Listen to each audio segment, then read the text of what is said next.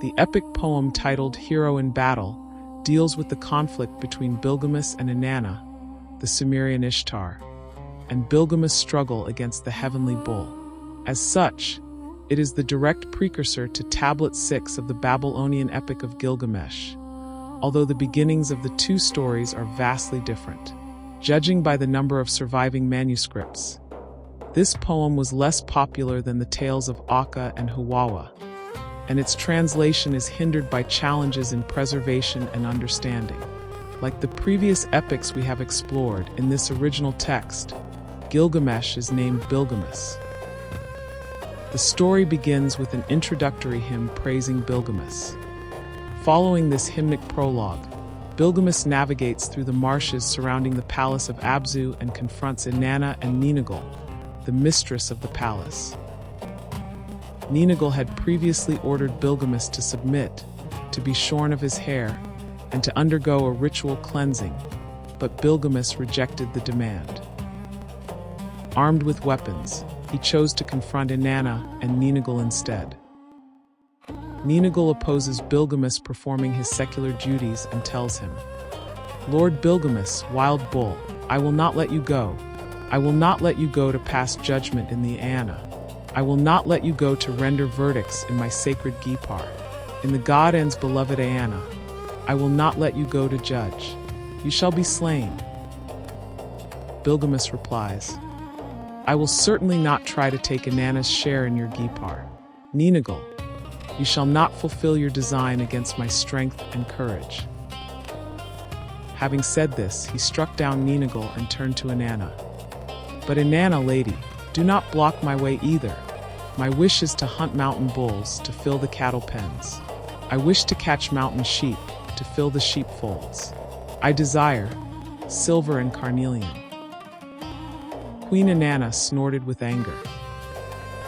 Then Inanna visited Akka in Kish, the capital of the supreme ruler who bore the title and authority of the god An, and demanded that he grant her the heavenly bull to destroy Bilgamesh. Akka replies to holy Inanna, "I will not give him what bears my name. My child, the heavenly bull would have no pasture, for his pasture is at the horizon.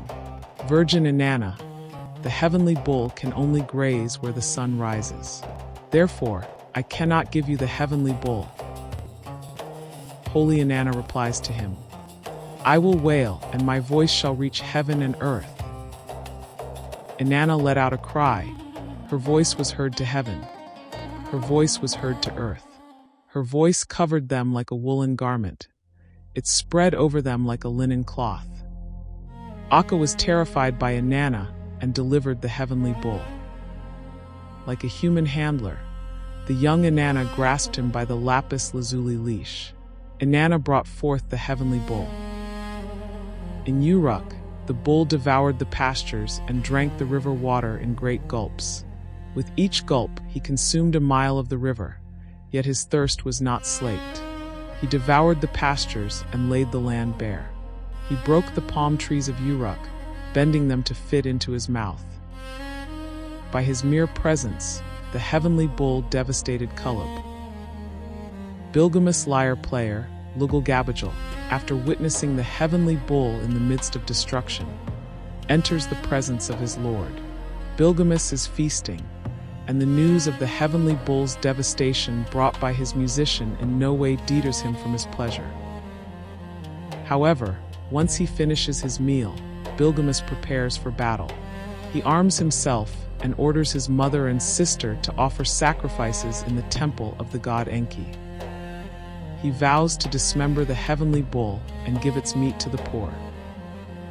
Inanna watched from the ramparts.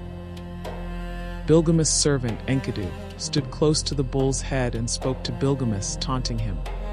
"O magnificent one, who extends your staff of office, descendant of a noble line, splendor of the gods, bull of a furious heart, ready for battle warrior. Do not fear, a warrior who has not enough strength alone."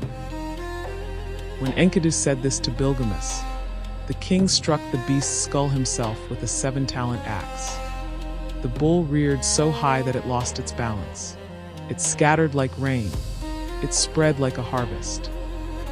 Bilgamesh took the knife in his hand, as if he were a master chef. He demolished the rampart. Inanna fled from the walls like a pigeon and abandoned the city. Near the bull's head, the king wept tears of fury. As I can destroy your power, I will do the same to him.